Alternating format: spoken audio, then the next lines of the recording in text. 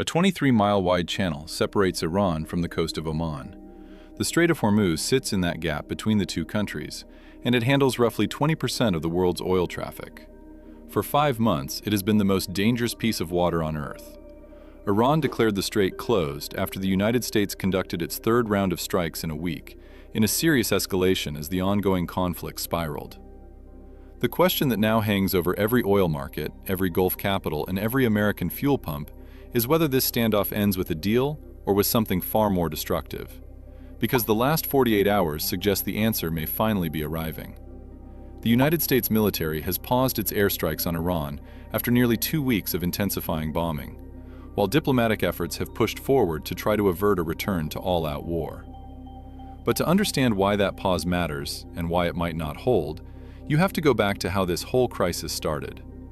On February 28, 2026, the United States and Israel launched surprise airstrikes on Iran, targeting military and government sites. Iran's late supreme leader Ayatollah Ali Khamenei was killed in those Israeli and United States strikes. Tehran's response was immediate and designed to hit the world where it felt it most, the Strait. Iran seized 2 foreign oil tankers in the Persian Gulf, accusing them of smuggling fuel and detaining 15 foreign crew members. That was just the opening move. Former Iranian minister Ayatollah Zarghami threatened to make the Strait of Hormuz a massacre and hell for United States forces. The rhetoric was fierce, but what came next was the real signal. Iran announced the temporary closure of the strait for live fire drills, with its Revolutionary Guard starting exercises in the Strait of Hormuz, the Persian Gulf, and the Gulf of Oman. These were not drills in any meaningful sense. They were demonstrations of intent, and Washington read them exactly that way. By mid-March, the United States had begun an aerial campaign against Iranian military targets around the strait.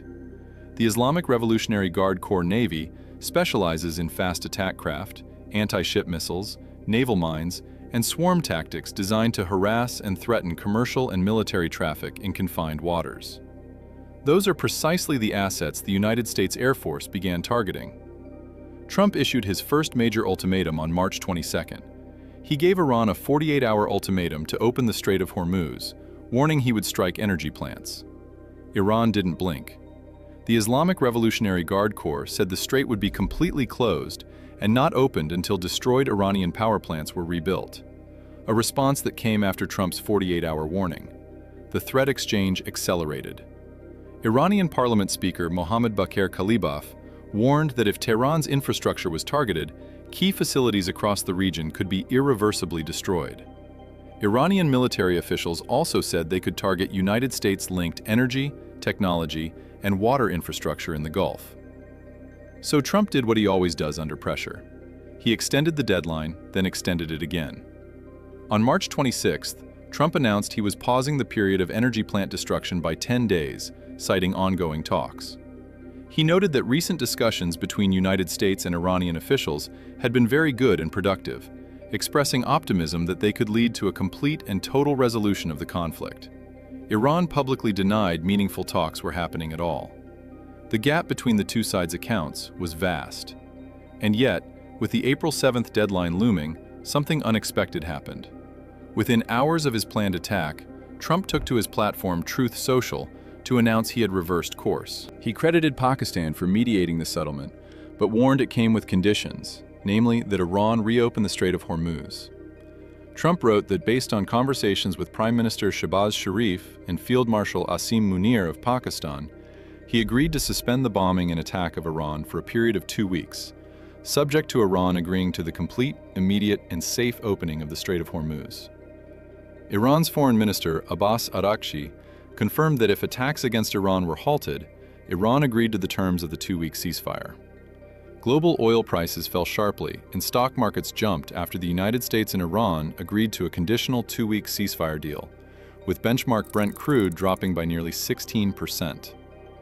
Trump called it a big day for world peace. He meant it, but the ceasefire was fragile from the start and both sides knew it. So here's the thing that matters most about that April deal. It never fully held. On April 13th, the United States imposed a full naval blockade on Iran, following the failure of the Islamabad talks to end the war. By April 22nd, Trump claimed the naval blockade had cost Iran $500 million daily, while the United States Department of Defense estimated Iran had lost $4.8 billion in oil revenue by May 1st. If you want to see how the next phase of this fight developed, and whether that financial strangulation finally forced a breakthrough, subscribe now, because the most consequential moves in this standoff all happened in the weeks that followed. On April 17th, Iran announced that its closure of the Strait of Hormuz would be paused for the duration of a truce in Lebanon, saying that passage of commercial vessels through the strait would be completely open. It was a temporary reprieve. It didn't last. By early May, the United States launched what it called Operation Project Freedom, a direct naval effort to force shipping lanes open. On May 3rd, Trump said the United States would help free up ships in the Strait of Hormuz, beginning the next morning. Then, on May 6th, announced a temporary pause in the operation, indicating great progress toward a possible agreement with Iran. The agreement never fully materialized. By mid-June, a broader memorandum of understanding was signed, but its terms were disputed almost immediately. The renewed exchange of fire in July threatened last month's United States-Iran Memorandum of Understanding, which had sought to pave the way to reopen the Strait of Hormuz and end the war. What triggered the July collapse was a dispute over exactly which shipping routes were legitimate.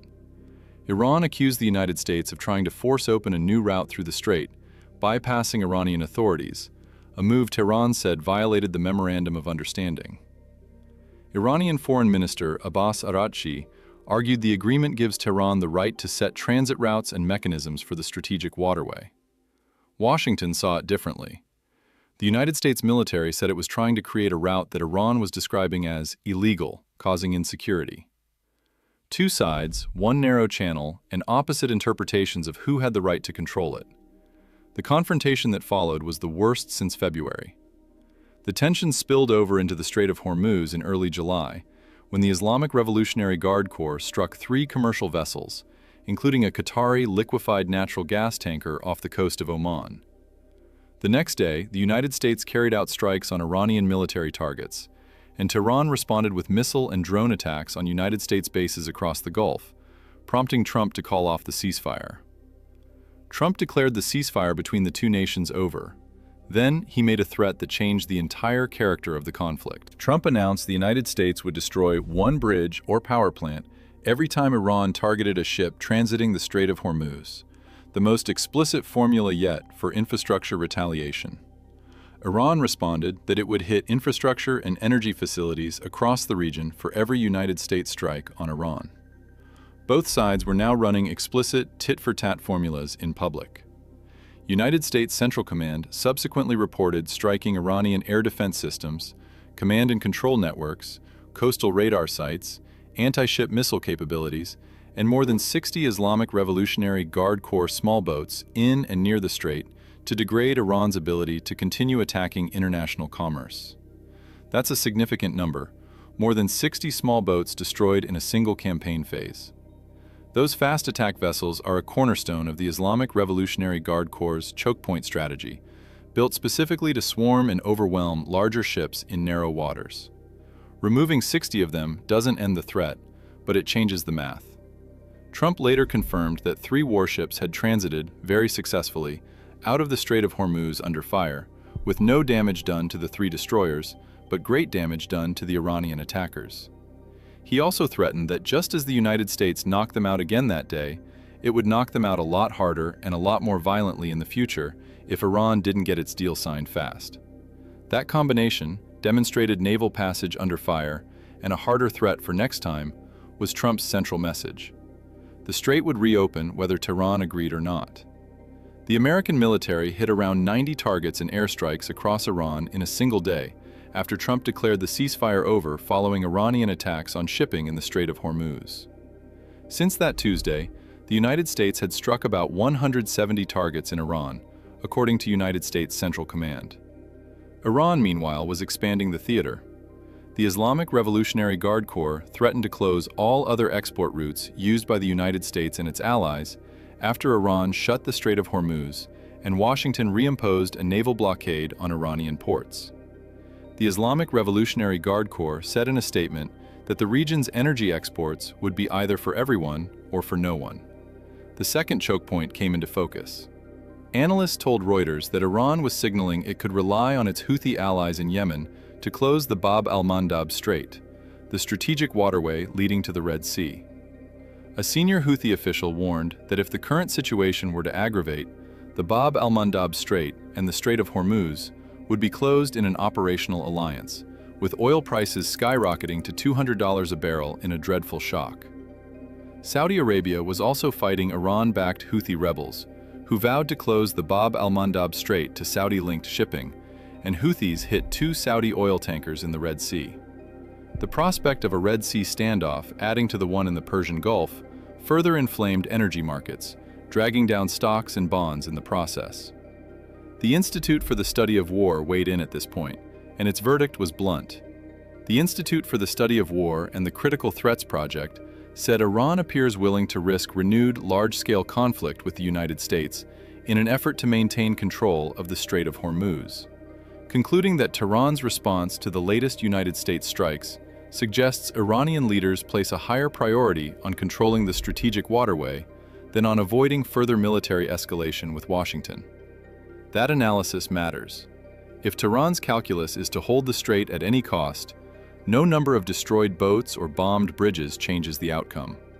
That's the counter-argument to everything Trump has done, and it's a serious one. The United States military had lost at least one service member by mid-July. A week after Iran killed American troops in Jordan, crossing Trump's red line for restarting all-out war, the United States military paused its strikes rather than immediately retaliating. Trump shelved plans for a broader military campaign against Iran amid concerns about dwindling United States air defense supplies in the Middle East, the New York Times reported. That's the detail the Islamic Revolutionary Guard Corps has been counting on all along. Every missile Iran fires forces the United States to intercept it, burning through stockpiles. The United States military did not carry out strikes in Iran overnight, extending its pause after 13 consecutive nights of attacks.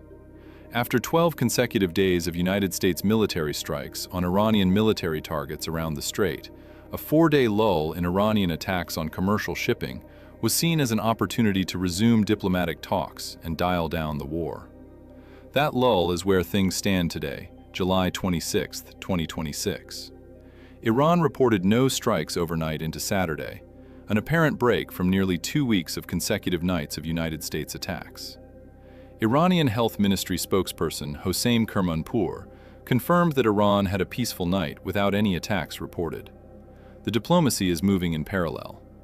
The United States and Iran both want to return to an interim ceasefire agreement, and negotiators are discussing a compromise that would see Iran oversee vessel transit through the Strait of Hormuz with fewer restrictions on shipping, the Associated Press reported, citing a regional official involved in mediation efforts. A regional official said that concerted diplomacy was underway and that a pause in United States strikes and Iranian counterstrikes on neighboring countries hosting American forces was a positive signal that helps their efforts to de-escalate. But the signals from both sides remain contradictory. Trump recently said Tehran was getting more serious and would love to make a deal. But an Iranian military official contradicted those statements and even invited a United States ground invasion. Trump has both threatened more strikes and said talks are pressing on, all while brushing off concerns that rising gas prices tied to the fighting could hurt Republicans in November's midterm elections. Adding to the uncertainty is the impact of Israeli Prime Minister Benjamin Netanyahu's planned visit with Trump next week in Washington. Israel launched the war alongside the United States on February 28th. Its preferences in any deal will shape what Washington can ultimately offer Tehran. What this standoff ultimately reveals is something the world has long suspected, but never had to test this brutally. The Strait of Hormuz is not just a waterway. It's the single most leveraged piece of geography on the planet. Iran understood that before the war started. The Islamic Revolutionary Guard Corps spent years building a force: fast boats, anti-ship missiles, naval mines, drone swarms, designed specifically to hold that channel hostage. The United States spent years arguing that holding it hostage would be an act of suicide. Both sides are now testing those assumptions in real time. Before the outbreak of the war in February, About 1/5 of the world's daily oil and gas shipments pass through the Strait of Hormuz. 5 months of disruption later, global markets are restructuring in ways that will outlast any deal. Tanker routes have shifted. Insurance premiums for Gulf shipping have exploded. Refiners in Asia and Europe have been scrambling for alternative supply lines. Crude oil and condensate transiting the Bab al-Mandab increased from 3.7 million barrels per day in the first quarter of 2025 to 5.4 million in the first quarter of 2026, a sign that shippers were already rerouting before the current escalation began. The strangest part of where we stand today is that both sides appear exhausted enough to talk, but neither side is willing to admit it publicly. It remains to be seen whether the United States and Iran are at an inflection point in a mercurial conflict that will reach the 5-month point Tuesday. Iran's leverage was always the threat. Now that it's been executed, fully and at serious cost to both sides, the question shifts. Does maintaining control of the strait justify continued bleeding? Does Washington accept a compromise where Tehran oversees transit, or does that concession hand Iran a permanent chokehold on the world's oil supply? What we know as of today is this: 13 consecutive nights of United States strikes stopped. Iran stopped shooting at ships for 4 days. Diplomats are meeting. The world's most important waterway is edging towards some form of negotiated passage. But the Islamic Revolutionary Guard Corps still controls the corridor, and Trump is still locked and loaded. Can a compromise where Iran manages its own shipping lane actually hold? Or does it simply give Tehran a formal mechanism to squeeze the strait whenever it wants leverage against Washington? And if a deal does get signed next week, how long before the next crisis in the Gulf finds one side or the other deciding that this waterway is worth fighting over all over again? What do you think? Tell me in the comments. If you want to follow this story as it breaks, subscribe, because the next 72 hours may decide whether this pause becomes a deal or just the calm before the next round.